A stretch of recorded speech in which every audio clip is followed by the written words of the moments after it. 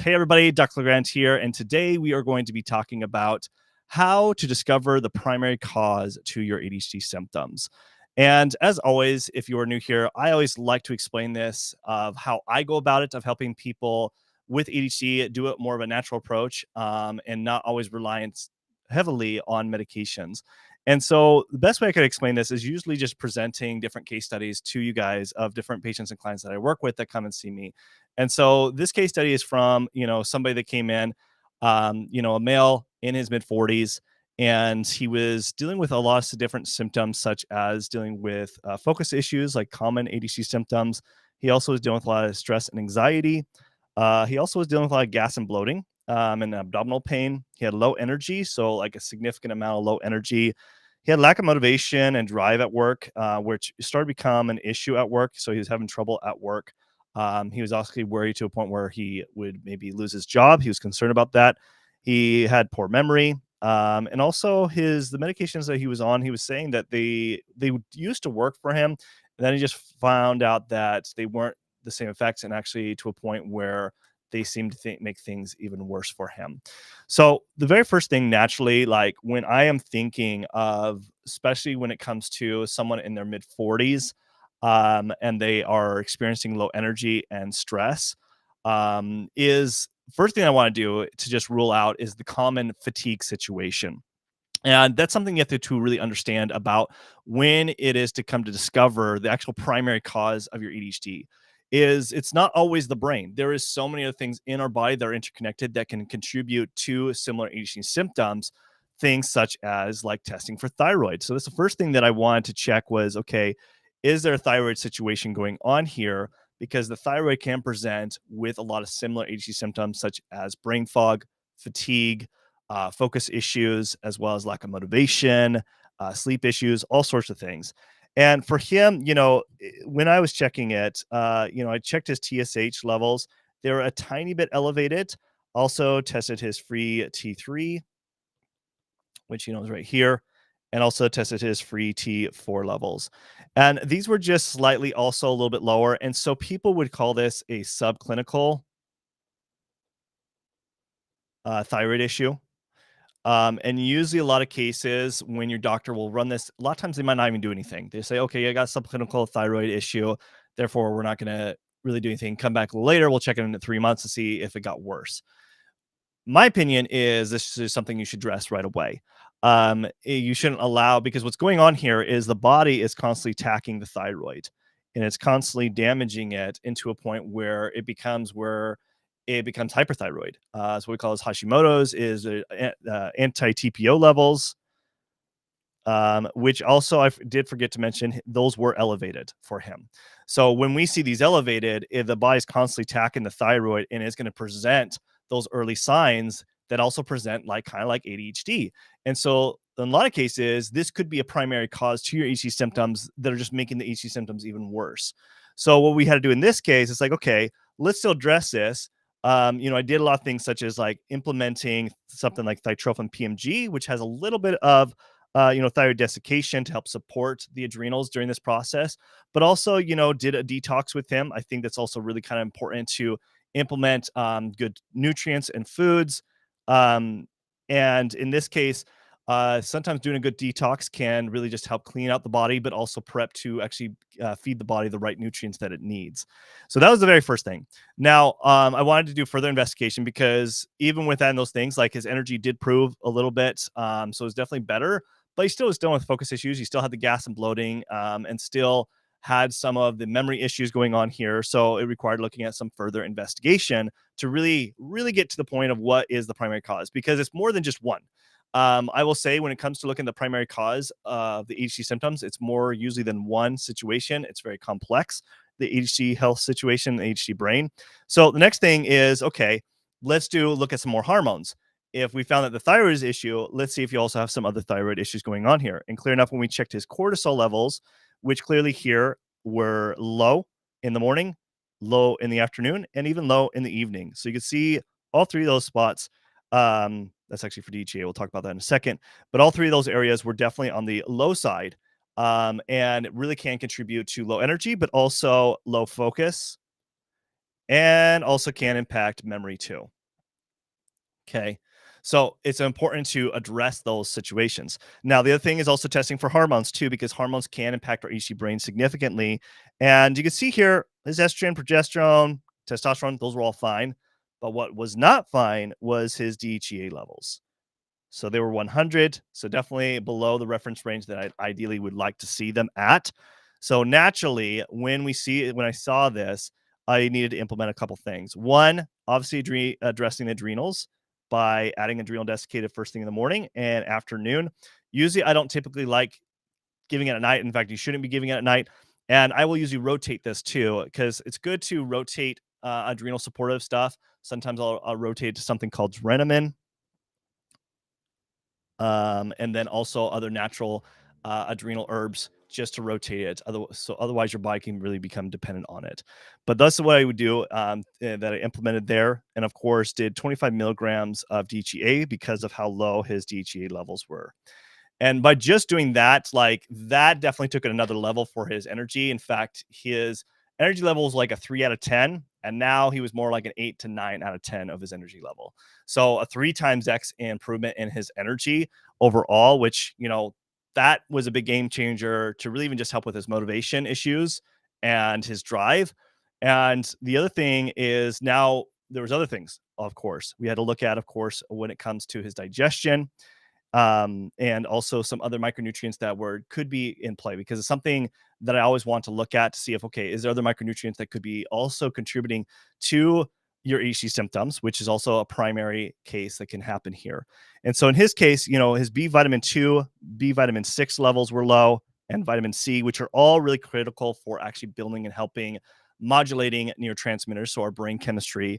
And then his vitamin D levels were low, which has a lot to do with also energy and our immunity. So naturally, yes, I did add like a B complex for him and also a vitamin C and vitamin D. I started him out at 10,000 IUs for 3 months and then had him go up to 5,000 IU, or brought it down to 5,000 IUs for maintenance dose. Okay. So with just implementing things, the last thing I think that's also important, actually a few more things.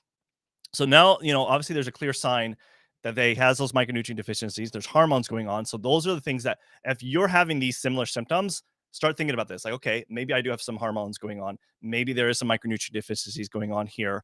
But then to take it even step further, remember he mentioned that his medications weren't working as they were before. In fact, he felt like they were kind of making it worse. So this made me think, okay, we need to look at, okay, is there a possibility other neurotransmitters that are not being addressed that need to be addressed because the medications aren't working how they should be. And so in this case, we ran his neurotransmitters and amino acids. You could see here his PA levels were low, which is very common with people with ADHD to see these levels low. And it's a precursor breakdown to things such as dopamine, norepinephrine, and epinephrine. So it's always important to look at this.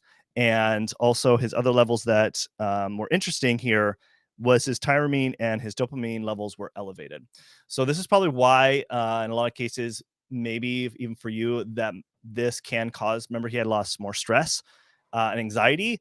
And when you're taking a medication that increases dopamine levels and you already have high dopamine levels to begin with, you can feel more agitated, stressed, and anxiety. And so that was important to look at. And then here, his norepinephrine and epinephrine levels were low. Why? He was also feeling more stress and also not having good focus going on there. And then the other thing here is tryptamine levels were elevated, which this can just be a sign and indication, especially with tyramine and tryptamine levels being elevated, because he has the gas and bloating. So digestively is not helping breaking down and utilizing the different amino acids that he is consuming. So what I added here for him is adding D-L-phenylalanine to help improve that, L-theanine to compensate with the elevated levels of dopamine and also the low levels of norepinephrine and epinephrine. And then added also rhodiola to also address all three of these things here too. Probiotics, usually, and I'll address this a little bit more because we also did test for his gut microbiome because of the gas and bloating situation. But also it's important when we do see that tyramine and tryptamine levels are elevated, it usually has a lot to do with the gut. Now, the gut, it's very important to test the gut because 90 to 95% of neurotransmitters are actually made in the gut. So if that's the case and your gut is not working optimally, so if you are yourself dealing with abdominal pain, gas and bloating, or you have IBS or other digestive complaints, then it'd probably be a good idea to check some digestive panels to making sure to help to make sure those actually are working optimally. So in this case, when we looked at his gut microbiome, sure enough, he had a lot of imbalance gut flora, and so we added naturally probiotics to help support getting the good gut flora back. I can't speak anymore. Getting the good gut flora bacteria into his system by adding those just probiotics in there. So naturally, that was like kind of like the last big primary thing of really what was the primary cause of his symptoms. Because, and it's different for every person. Like, understand that when you are trying to find the primary root cause of your EDHD symptoms, it's going to be different for each person because every person's body is unique. And it's going to be important to understand what testing is going to be important for you. But for him, it was a night and day difference because we actually found these indicators that were the primary cause of his ADHD symptoms. And he had much better improvement in his energy. His focus was better. His digestive system was better. His happiness and mood overall was great because we were able to identify really what was the problem in the first place. So if you're somebody that would like to find the same stuff for you and actually know this information and actually identify what labs are going to be best for you to implement, then it does require further investigation. That's what it requires. You got to actually take that next step to actually understand really what's going on. And so, for my own journey, like I had to go through medical school to figure a lot of this stuff out, but you don't need to do that. It's not going to cost you over $500,000 to be able to go to medical school and figure that out. But, a lot of people don't realize this. A lot of people, when they don't treat their ADHD, they have found in research that we will waste over $1 million in our lifetime because we don't treat our ADHD correctly, because of poor decisions, losing jobs, and missed opportunities, not being productive and efficient. And I don't want you to be losing out on that. And so certainly that's not what I want you guys to have to lose out on. But what I'm offering you is booking a 45-minute to an hour consultation with me. It's a $750 value.